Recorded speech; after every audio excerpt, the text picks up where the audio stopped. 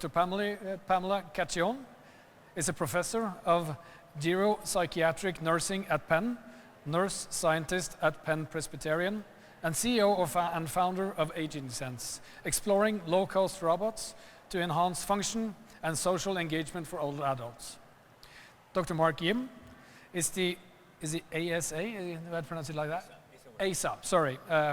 Is the ASA Whitney Professor of Mechanical Engineering at Penn, a pioneer in modular robotics, faculty director for integrated product design, and co-director of Penn 4C, leading a new initiative in responsible innovation.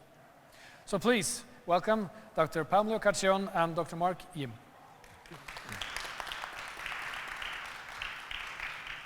Welcome, everyone. How many engineers in the room? Great. Any nurses in the room? Awesome. Welcome, welcome. We're so excited you're here. So Dr. Yim and I have been working together for about a little over 10 years now and have had quite a few really fun adventures that we'd like to share with you. And just a little bit about gerontological nursing. We have, that's right, slow. All right, so we focus on the health and well-being of older adults, basically. And it's really, we're even expanding now to thinking about impacting aging from an earlier age as from birth to death. So really thinking about how do you address aging in a more positive way and thinking more about function and quality of life. And so we really work in the community a lot. I have a nurse scientist as well in a health system, but I also work in the community to address community health concerns. And we really focus on health equity in all of our research and in our science, as well as equitable design. And I've learned a lot from Dr. Yim along the way, so it's been a lot of fun. And we'll pass it off to him to share what he does. I was, just to give you a little bit of background where I come from. A little closer. Let me just get some videos. I'm going to try to go a little bit quickly since we're running a little bit behind. I used to run the GRASP lab at UPenn, which is the oldest robotics research lab in the country. It's got about 25 faculty and 400 students that are involved. So we have a large group that are working on a variety of different things. 3 months ago, I stepped down from that and took over a new effort that we're calling responsible innovation. So responsible innovation essentially is getting engineers to start thinking about what happens as a consequence of what we do, maybe beyond what we are trying to do in terms of succeeding. What could go wrong if we succeed?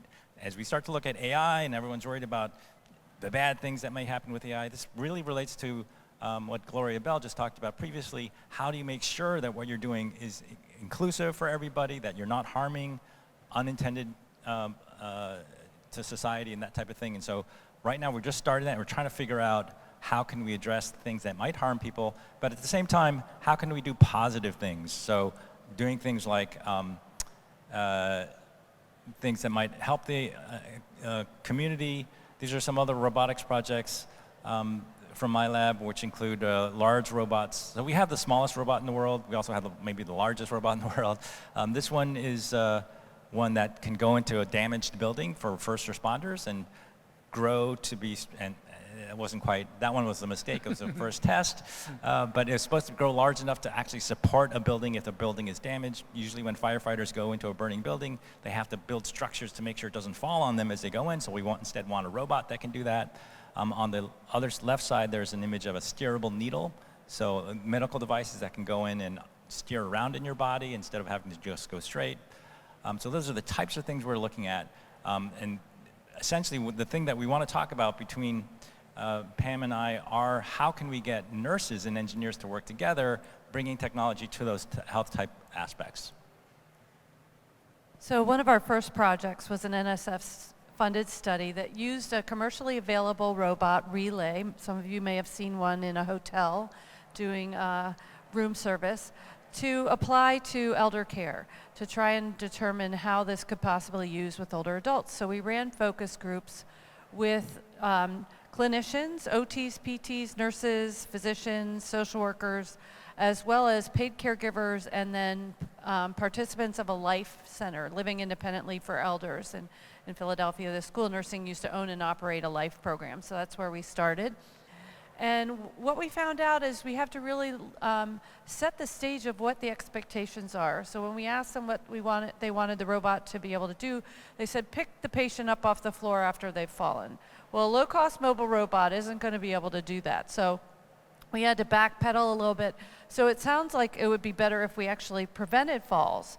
And so we created this robot to perform tasks that would improve their ambulation status. So we did a walking and hydration task, and we had a robot whisperer that taught this robot to learn the environment and had it independently going up to patients' rooms and fake knocking with a loudspeaker on their door to invite them to go for a walk in their apartment building.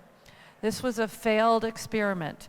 It failed because the robot, even though it had learned and we had programmed it not to get too far ahead, it did get too far ahead of the older adults and would spin around and startle the older adults almost to the point of them falling. And then the older adults were also tired when they got back home from the life program and really didn't want to go out and walk again and what have you. So we really didn't get as great participation. So we went back, so it encouraged them to walk and then offered them hydration. And so we went back and did a Wizard of Oz version. You might be able to see Kaio in the blue, who's actually driving. Robot. We need the sound, yeah. I see you. You are the bomb, Mr. Robot. Okay, I think here is perfect. Okay. It was a great walk. You was great being. So he's gonna offer you water. You just turn. Well, that's about the only thing, because I don't drink. Do you like some water? Yes. Yes. Just a It's second. not no strong water, is it? No, just I normal just water. messing with the robot. Yeah, it has you. Just a second. That robot is all right. Too bad I won't be living long enough to enjoy the full facilities of what this is going to be. But I Please can take see a bottle. This leads to something great.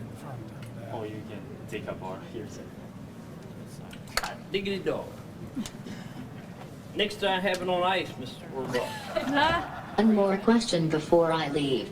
On a scale of 0, meaning no pain, to 10, the worst possible pain, how much pain are you experiencing right now? 0. Okay, sorry. Just a How then? So couple comments on that video before we go into the next thing. We had the robots call the older adults by name, and they really liked that.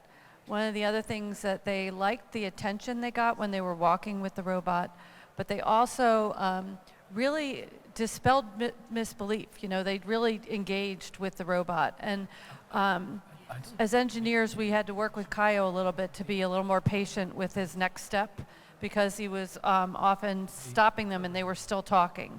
So it was really a wonderful experience to see the older adults really fully interact with Relay, the robot. But then later we went on to discover how humanoid a robot they would like to work with. And one of the things they called Relay the glorified trash can, which was kind of funny. It was a surprise that they actually thought that way of Relay, because they seemed to really enjoy interacting with it. So then we had the Quarry robot. Do you want to talk about Quarry? Yeah, so Quarry is the next version of what we built on for following this type of thing. One of the lessons we learned, there were a bunch of lessons we learned with first Relay in terms of how you interact with, how we should change the design when you interact with elders. You need to speak louder. We had some buttons, there were little eyes on the screen that they thought were buttons, and so they tried to push on the eye, that kind of thing. People who have a walker may have difficulty reaching into that bin where there was the drinks, that kind of stuff. We also realized that the interface is really important. Having a glorified trash can is not very inviting. So having something that's more humanoid, it starts to have a better model for people to engage. So we developed we're trying to make a low-cost humanoid robot, which is not easy. So we have a new contract with NSF to try to see what we can do with that. I can have it. So we did, again, focus groups with caregivers, patients, and clinicians. And we decided to ask them how humanoid would they want the robot to be. And they described that, several of them agreed that they wanted it to look like Rosie from the Jetsons. So if you look at Corey, he kind of remember, I don't know the gender of Corey. It kind of looks a little bit like Rosie from the Jetsons, so it was very well accepted there. And we were very fortunate to have Corey actually at the Art Museum on exhibit. And it was really great until COVID hit. And it got locked up in the Art Museum for several months. I think if we had known it was going to be that long, we could have built another one, right? So, and then COVID changed everything for all of us, right? And what ended up happening is we had grandiose plans for Corey. It was going to have facial recognition with RFID tag backup, and it was going to engage with participants at the Life program and take them to their appointments and encourage them to take care of their health and all of these things. And that totally had to go out the window, and we had to pivot. How many of you have had to pivot in a project? Yeah. So we had to pivot, and so we turned Corey into a COVID screener. We, took advantage of what everyone had to do when they entered a building was to go through all the COVID questions. And so we turned Corey into a COVID screener, and it was quite successful. The participants really liked, you said it was direct to the point. We were running out of money at that point, so we didn't have a great voice, and so the voice was hard to hear for some people, but other than that, it was very well received. No, that's on the other side. Oh, okay.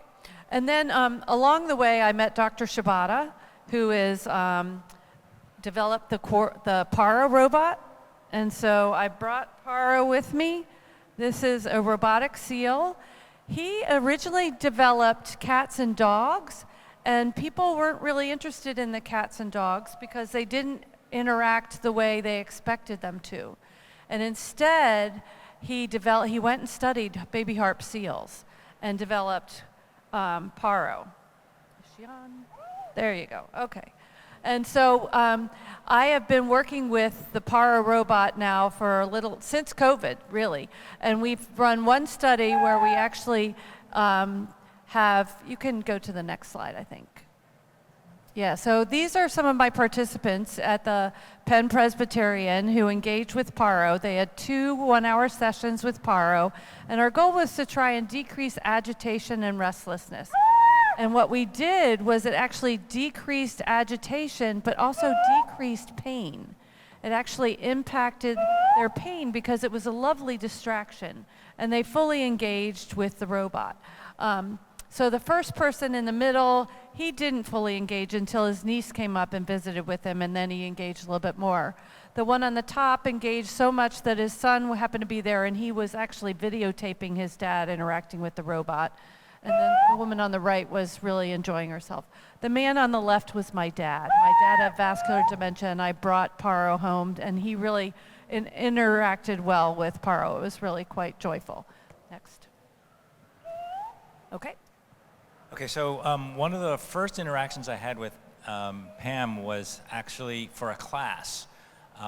We were trying to come up with it was a lab for juniors in mechanical engineering, and we wanted them to study vibrations. Vibrations is an important engineering concept, and we realized that there's a thing, health thing that's essential tremor, Parkinson's disease, essential tremor, where it's difficult to eat.